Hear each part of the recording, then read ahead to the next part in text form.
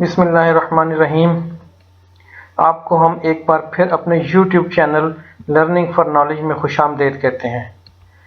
आज हम आपको एक बार फिर MD-CAT और नम्स के टेस्ट की तैयारी के हवाले से केमिस्ट्री के कुछ इम्पॉर्टेंट MCQs और उनके जो हिंट्स हैं सॉल्व करने के, उसके बारे में इस वीडियो में बताएंगे।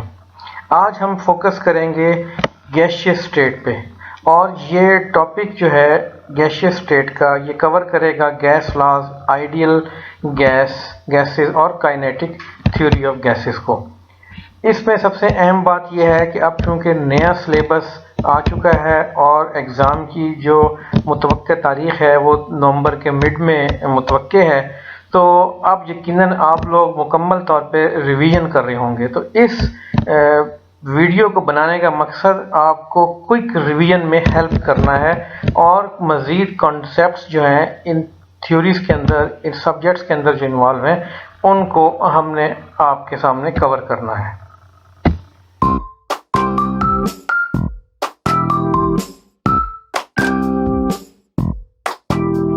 टेस्ट के हवाले से जो पेपर का पैटर्न आया है उसमें एज यूजुअल 4 सब्जेक्ट्स शामिल हैं, जिसमें केमिस्ट्री, बायोलॉजी, फिजिक्स और इंग्लिश है। इसमें मेजर पोर्शन जो है वो बायोलॉजी का है, फिजिक्स और केमिस्ट्री की इक्वल वेटेज है, और उसके बाद चौथे नंबर पर इंग्लिश से मुतालिक 20 MCQs होंगे। तो हम पहले भी कुछ वीडियोस में केमिस्ट्री, बायोलॉजी, फिजिक्स, इंग्लिश के इम्पॉर्टेंट MCQs आपके सामने पेश कर चुके हैं। उसके बाद हमने एक वीडियो फिजिक्स के MCQs पर बनाई थी और 2 वीडियोस जो हैं हम केमिस्ट्री पे बना चुके हैं। और इसी सीरीज को आगे बढ़ाते हुए आज हम केमिस्ट्री में गैसियस स्टेज जो बहुत इंपॉर्टेंट है उसके कुछ MCQs विद देयर कॉन्सेप्ट्स हम आपके सामने पेश करने जा रहे हैं। तो आइए हम देखते हैं पहला MCQ क्या है। क्वेश्चन नंबर 1 है कि a gas behaves like an ideal gas at. बहुत ही सिंपल और कंसेप्चुअल क्वेश्चन है कि गैस जो है कब आइडियल गैस के तौर पर बिहेव कर रही होती है। इन तमाम ऑप्शंस में हम देख सकते हैं कि high pressure and low temperature, या low pressure and high temperature, high pressure and high temperature, low pressure and low temperature. तो इसका आंसर बी है। बी जो सेक्शन है वो इसका आंसर है, और इस बी के अंदर जो है लो प्रेशर और हाई टेम्परेचर की बात है। क्यों है इसको अगर हम समझें कि लो प्रेशर और हाई टेम्परेचर पे गैस मॉलिक्यूल जो होते हैं वो दूर दूर होते हैं, जिसकी वजह से उनके दरमियान कोई फोर्स ऑफ अट्रैक्शन वगैरह पैदा नहीं हो सकती, इसलिए इसका आंसर बी है। तो क्वेश्चन नंबर 2 जो है, the energy of N ideal gas depends only on it's a pressure, volume, number of moles या टेम्परेचर्स पे। तो energy of N ideal gas जो है वो टेम्परेचर पर डिपेंड करती है। ये काइनेटिक एनर्जी का जो फार्मूला है, जिसमें हम देख सकते हैं कि टेम्परेचर और काइनेटिक एनर्जी आपस में डायरेक्टली प्रोपोर्शनल है। तो आंसर हो गया इसका डी। एक और अहम बात यह है कि इस पूरी वीडियो के एंड पे जो हमने 25 क्वेश्चंस प्रिपेयर किए हैं उनके एंड पर हमने इसकी की भी रखी है। आप खुद चाहें तो वीडियो को पॉज करके इस क्वेश्चंस को सॉल्व करें और उसके बाद उनको देखते जाएं और टैली कर सकते हैं। क्वेश्चन नंबर 3 वेरी सिंपल कि -27 degree C is the same as in kelvin. तो केल्विन में जब हम इसको देखेंगे तो -0 के इज इक्वल टू 273 के, तो -27 है उसमें से सब्ट्रैक्ट कर देंगे, then answer will be C 246 के। Question number 4. The pressure P of a gas is plotted against its absolute temperature T for 2 different constant volumes V1 and V2 when V1 is greater than 2. थोड़ा सा इस पे गौर करना पड़ेगा आपको कि हम प्लॉट कर रहे हैं P और प्रेशर और टेम्परेचर का, जिसमें वॉल्यूम कांस्टेंट है। एक प्लॉट करते हैं जिसमें वैल्यू कांस्टेंट वॉल्यूम की V1 है और दूसरी में V2 है, और V1 की वैल्यू जो है वो ग्रेटर है V2 से। तो इस सूरत में ये 4 ऑप्शंस हैं, इनमें हमने करेक्ट को तलाश करना है। A. The curves have the same slope and do not intersect. B. Curves must intersect at some point other than t greater than 0. Curve for V2 has lower slope than that for V2, and curve for V1 has lower slope than that for V2. अब इसमें ये जो हमारे पास relationship है PV is equal to nRT, इससे हम देख सकते हैं कि P is equal to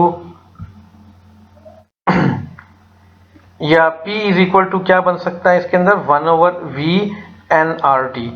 so here you can see that 1/V basically लिखना था, यहाँ थोड़ा टाइपिंग की वजह से आप देख सकते हैं ये nRT है डिवाइडेड बाय V। तो फॉर P वर्सेस T जब हमने प्लॉट किया, P वर्सेस T जब हम प्लॉट कर रहे हैं और तो क्या होगा, तो स्लोप उसकी क्या आ जाएगी nRV, ये स्लोप है इसकी।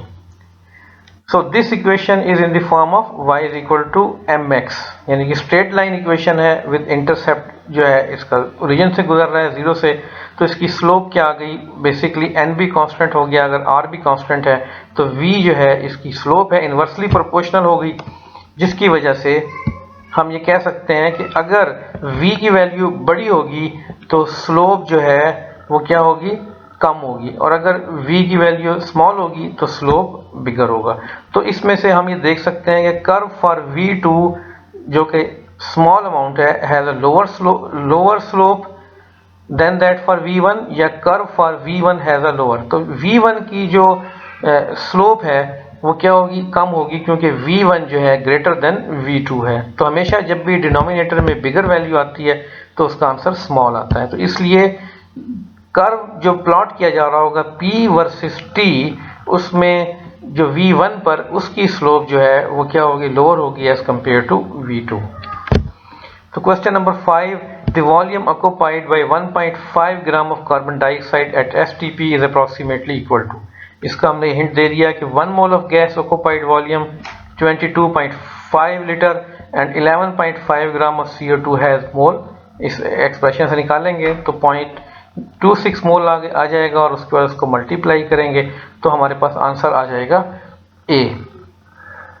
6, which of the following graph is not a straight line for an ideal gas, n versus T, n versus 1/T, B T versus P और n versus, हम गैस लॉ से PV is equal to nRT से इसके हम correct answer हम find कर सकते हैं। You can try it and you can check your answer at the end. So time को हम बचाने के लिए, आपको ज़्यादा से ज़्यादा क्वेश्चन दिखाने के लिए, ताकि खुद प्रैक्टिस कर सकें, हम कुछ सवालों के आंसर जो है स्किप कर रहे हैं ताकि आप खुद इसको देख सकें। If a gas expends at constant temperature it indicates that, ये 4 हमारे पास मुख्तलिफ ऑप्शन है जिसमें सवाल ये पूछा जा रहा है कि अगर कांस्टेंट टेम्परेचर पे गैस एक्सपेंड करती है तो उससे क्या इफेक्ट आता है, तो कौन सी स्टेटमेंट हमारी दुरुस्त होगी। In order to increase the, question number 8, in order to increase the volume of a gas by 10%, the pressure of the gas should be।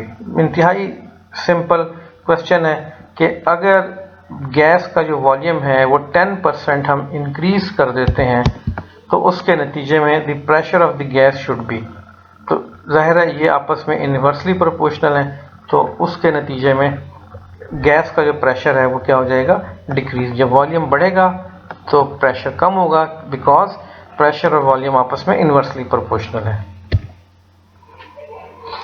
1 mole of oxygen at 273 K and 1 mole of sulphur dioxide at 546 K are taken in 2 separate container, then अगर दोनों जो है separate container में है और temperature एक का ज़्यादा है तो इसके नतीजे में क्या होगा, काइनेटिक एनर्जी ऑफ ऑक्सीजन क्या होगी, लेस होगी SO2 से, या ज़्यादा होगी, या बराबर होगी, या इनमें से कोई भी एक्सप्रेशन नहीं होगा। तो जाहिर सी बात है हाई टेम्परेचर पे काइनेटिक एनर्जी ज़्यादा हो जाती है, तो इसका मतलब ये हुआ कि ऑक्सीजन के जो मोल्स हैं या मॉलिक्यूल्स हैं उनकी काइनेटिक एनर्जी सल्फर डाइऑक्साइड से कम होगी, क्योंकि सल्फर डाइऑक्साइड हाई टेम्परेचर पे पाई जा रही है। Question number 10, in 2 vessels of 1 litre each at same temperature 1 gram of hydrogen and 1 gram of methane are taken for this. तो फॉर दिस क्या होगा कि kinetic energy per mole will be same, या total kinetic energy will be same, या pressure will be same, या none of these. तो बिल्कुल वही कंसेप्ट है काइनेटिक एनर्जी के हवाले से आपने बनाना है कि अगर 2 वेसल में सेपरेटली 1 लीटर का उनका साइज है और वो सेम टेम्परेचर पे दोनों गैसें मौजूद हैं तो काइनेटिक एनर्जी जो है उस वक्त मॉलिक्यूल्स की क्या होगी, that must be same temperature पे है। तो जहाँ पे सेम काइनेटिक एनर्जी पर मोल आ रही होगी, that is the answer which is a.